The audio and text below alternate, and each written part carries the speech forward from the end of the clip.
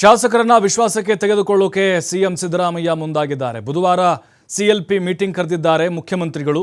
ಅಂದರೆ ಕಾಂಗ್ರೆಸ್ ಶಾಸಕಾಂಗ ಸಭೆಯನ್ನು ಕರೆದಿದ್ದಾರೆ. ಮುಖ್ಯಮಂತ್ರಿಗಳ ವಿರುದ್ಧ ರಾಜ್ಯಪಾಲರ ಪ್ರಾಸಿಕ್ಯೂಷನ್ ಅನುಮತಿ ವಿಚಾರ ಇದೆಯಲ್ವಾ, ಕಾಂಗ್ರೆಸ್ನಲ್ಲಿ ಕಂಪನವನ್ನು ಸೃಷ್ಟಿ ಮಾಡಿದೆ. ಮುಖ್ಯಮಂತ್ರಿಗಳ ಪರವಾಗಿ ಇಡೀ ಕ್ಯಾಬಿನೆಟ್ ಇದೆ, ಶಾಸಕರಿದ್ದಾರೆ. ಹಾಗಾಗಿ ಎಲ್ಲರನ್ನ ಒಂದ್ಸರಿ ವಿಶ್ವಾಸಕ್ಕೆ ತೆಗೆದುಕೊಂಡು ಬಿಡೋಣ ಅಂಥೇಳಿ ಮುಖ್ಯಮಂತ್ರಿಗಳು ಆಲೋಚನೆ ಮಾಡಿ ಈಗ ಬುಧವಾರ ಸಂಜೆ ಖಾಸಗಿ ಹೋಟೆಲ್ ಒಂದು ಮೀಟಿಂಗ್ ಕರೆದಿದ್ದಾರೆ. ಸಿಎಲ್ಪಿದು ಸಭೆಯಲ್ಲಿ ಎಲ್ಲ ಶಾಸಕರ ಬೆಂಬಲವನ್ನು ತಿಳಿದುಕೊಳ್ತಾರೆ ಮುಖ್ಯಮಂತ್ರಿಗಳು. ಅದೇ ರೀತಿ ಪ್ರಾಸಿಕ್ಯೂಷನ್ ವಿಚಾರವಾಗಿ ಸರ್ಕಾರದ ಹೋರಾಟದ ಬಗ್ಗೆ ಚರ್ಚೆ ಆಗುತ್ತೆ. ಬಿಜೆಪಿ ಜೆಡಿಎಸ್ ನಾಯಕರ ಅಕ್ರಮಗಳ ಬಗ್ಗೆ ಹೋರಾಟ ಮಾಡಬೇಕು ಅನ್ನೋದ್ರ ಬಗ್ಗೆ ಕೂಡ ಚರ್ಚೆ ಆಗುತ್ತೆ. ದೋಸ್ತಿ ನಾಯಕರ ಅಕ್ರಮಗಳನ್ನು ತನಿಖೆ ನೀಡೋ ಬಗ್ಗೆ ಕೂಡ ಮಾತುಕತೆಗಳಾಗುತ್ತೆ. ಅಂದರೆ ಬಿಜೆಪಿ ಸರ್ಕಾರದ ಅವಧಿಯಲ್ಲಿ ಆದಂಥ ಹಗರಣಗಳ ಬಗ್ಗೆ ಸುಮಾರು 21 ಹಗರಣ ಮುಖ್ಯಮಂತ್ರಿಗಳು ಲಿಸ್ಟ್ ಮಾಡಿದ್ರು. ಯಾಕೆಂದರೆ ಇದು ರಿವೆಂಜ್ ಪಾಲಿಟಿಕ್ಸ್ ಆಗ್ತಾ ಇದೆ. ಸಿದ್ದರಾಮಯ್ಯವ್ರನ್ನ ಟಾರ್ಗೆಟ್ ಮಾಡಲಾಗಿದೆ ಅನ್ನುವಂಥ ಆರೋಪ ಇದೆ. ಹಾಗಾಗಿ ಅವರ ಅವಧಿಯಲ್ಲಿ ಆದಂಥ ಹಗರಣಗಳನ್ನು ಒಂದೊಂದೇ ತನಿಖೆಗೆ ವಹಿಸಿ ಬಿಚ್ಚಿಡಿ ಎಲ್ಲವನ್ನು ಈ ಒಂದು ಚರ್ಚೆ ಆಗುತ್ತೆ.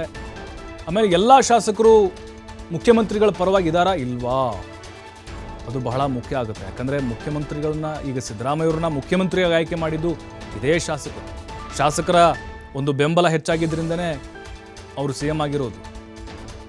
ಹಾಗಾಗಿನೇ ಈಗ ಎಲ್ಲರನ್ನೂ ಕೂಡ ಒಂದು ಬಾರಿ ವಿಶ್ವಾಸಕ್ಕೆ ತೆಗೆದುಕೊಳ್ಳೋದು. ಯಾಕಂತ ಹೇಳಿದ್ರೆ ಈಗಾಗಲೇ ಎಲ್ಲ ಸಚಿವರು ಮುಖ್ಯಮಂತ್ರಿ ಸಿದ್ದರಾಮಯ್ಯವರ ಬೆನ್ನಿಗೆ ನಿಂತಿದ್ದಾರೆ, ಅವರಿಗೆ ಬಲವನ್ನು ಕೊಟ್ಟಿದ್ದಾರೆ. ಕಾನೂನಾತ್ಮಕವಾಗಿಯೂ ಕೂಡ ಹೋರಾಟಕ್ಕೆ ಎಲ್ಲ ರೆಡಿ ಮಾಡಿಕೊಂಡಿದ್ದಾರೆ. ಈಗ ರಾಜೀನಾಮೆ ಕೇಳ್ತಾ ಇದ್ದಾರೆ ಬಿಜೆಪಿ ಜೆಡಿಎಸ್ನವರು. ಹಾಗಾಗಿನೇ ಈಗ ಒಗ್ಗಟ್ಟು ಪ್ರದರ್ಶನ ಆಗಬೇಕು. ಆಹಾರ ಆಗಿದೆ ಆಲ್ರೆಡಿ, ವಿಪಕ್ಷಗಳಿಗೆ ಆಹಾರ ದೊಡ್ಡ ಅಸ್ತ್ರ ಸಿಕ್ಕಂತಾಗ್ಬಿಟ್ಟಿದೆ. ಅದನ್ನು ಹೇಗೆ ಎದುರಿಸ್ಬೇಕು, ಹೋರಾಟಗಳನ್ನ ಹೇಗೆ ಮಾಡಬೇಕು. ಕಾನೂನಾತ್ಮಕವಾಗಿ ಹೋರಾಟ ಬೇರೆ ಇರುತ್ತೆ, ಆದರೆ ಇಲ್ಲಿ ಶಾಸಕಾಂಗವಾಗಿ ಅಂದರೆ ಶಾಸಕರ ಒಂದು ಬಲದೊಂದಿಗೆ ಯಾವ ರೀತಿ ಸದೃಢವಾಗಿರಬೇಕು ಅನ್ನೋದು. ಯಾಕೆಂದರೆ ಚರ್ಚೆಗಳಾಗ್ತಾ ಇದೆ ಮುಖ್ಯಮಂತ್ರಿಗಳ ಒಂದು ರಾಜೀನಾಮೆ ವಿಚಾರಕ್ಕೆ ಸಂಬಂಧಪಟ್ಟಂತೆ. ಶಾಸಕರ ಬಲ ಮುಖ್ಯಮಂತ್ರಿಗಳಿಗೆ ಎಷ್ಟರ ಮಟ್ಟಿಗಿದೆ ಅನ್ನೋದು ಕೂಡ ಇಲ್ಲಿ ಗೊತ್ತಾಗಬೇಕು. ಯಾಕೆಂದರೆ ಆಲ್ರೆಡಿ ಗೊತ್ತಿದೆ ಸಿ ಎಂ ಅವ್ರ ಬೆನ್ನಿಗೆ ಬಹುತೇಕವಾಗಿ ಎಲ್ಲ ಶಾಸಕರು ಇದ್ದಾರೆ ಅನ್ನೋದು.